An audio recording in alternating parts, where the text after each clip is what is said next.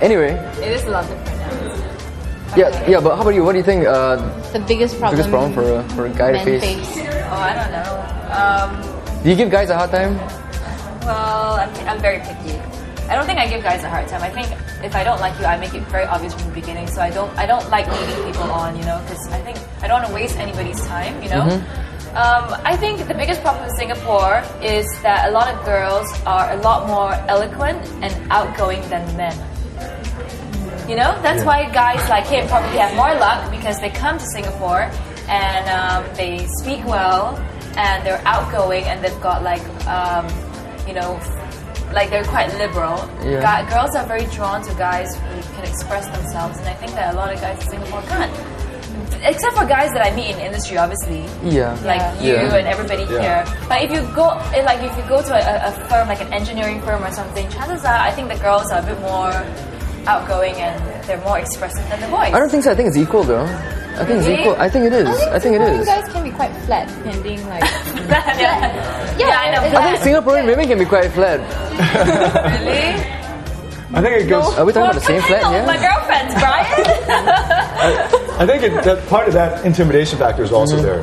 That the Singaporean women do seem to be more liberated in that way of being able to talk freely, and some men can't keep up with that, and that makes the gap bigger.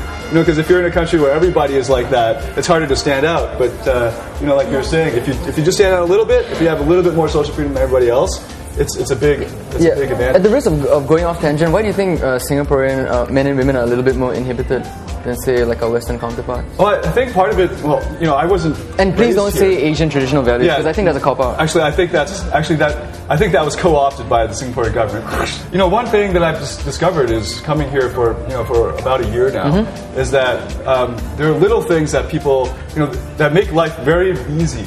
It makes it easier to live, very comfortable because people will obey the rules and everyone's polite. Yeah. But then there are things where they're afraid to go and do to break little rules that are insignificant. For example, taxi queues are super long line of people, super long line of cabs, and they're getting in one by one. In most of the countries I go to, it's just like, there's a cab right in front of me. I'll get in, and the first cab that goes is boom. They got 5 cabs, fill, and they're off like at the airport. But instead, you got these lines because everybody's like, well, I'm resigned to my fate. That's right. I got to be fair to everybody, and that's great if you're the one who's running this country. You want to smoothly run the country. But if you have to get to the point where you're breaking through your social barriers and you want to talk to a girl and just speak freely, that can be an inhibition. And that's why we have alcohol in the clubs, right?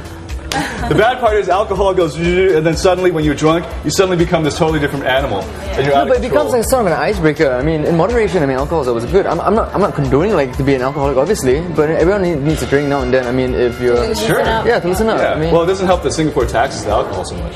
Wow, that also helps. It also helps to control, society. If it's expensive to get drunk, that could be a good thing. That's true. Yeah, so, if there's a flip side, you got to make a choice. Are you going to control this society, or do you want a freer society? And in a way, if you can get both. If you can live with the strictures, but then have social freedom, you get best of both worlds. And how does it sort of tie in with women being high maintenance, though? Well, one thing is, like you were saying, some women can the government made women high maintenance, no? Well, usually career women who are high maintenance, have gotten there because they have a lot of confidence, right? They know who they are and what they're about, so they're not afraid to speak up, right? So socially, that can be intimidating for a guy who can't keep up with that. She'll just say, "What do you think about this?" And she'll just test him on it. And he'll just fall back because he's not used to being tested. Okay, Dr. Day, why don't you help all the Singaporean men and how can we get over this inhibition and talk to confident women? Well, to be honest, I'm going to be writing about this, but one of the things is just get used to getting outside of your comfort zone. What I'll do with some people is I'll say, look, if you're afraid to talk to a stranger, just go ask them the time, ask them for directions. Okay, you got that? Okay, now just stand over there and make a compliment. Just say, I like something about your shirt. Just say it and then leave. Okay, and then stay in, listen to a conversation. Because they might be too afraid to continue. Then listen to a conversation next to you. and then make a remark as if you've been listening to this conversation the whole time and you're part of the group, and see how long you can stay in. Can I just say that if I was a girl with my girlfriend, if the guy is hot, okay. If the guy is not, it's like, what are you doing? Wow, how superficial! Whoa, no, but it's true. You have to see it's true. Yeah, that's why I take them to Brian and figure out where he does hair, and then they get good hair, and they get good Brian look, doesn't need good help, fashion. come on. Yeah, then he's all set, But you Have gotta you ever been tongue-tied? Have you ever been inhibited? Of course, yeah, of course. Recently I've gotten more confident. Like, it was a year ago. I was at a cab stand, and it was just two of us in the cab queue, and I saw this cute girl, and I just acted stupid. I'm just like, so where does the cab queue end and begin? Who goes first, And she's like, you go first. Yeah, okay, cool. So I go into the cab, and just as about to get in the cab, I'm like, we can share a cab if you want to.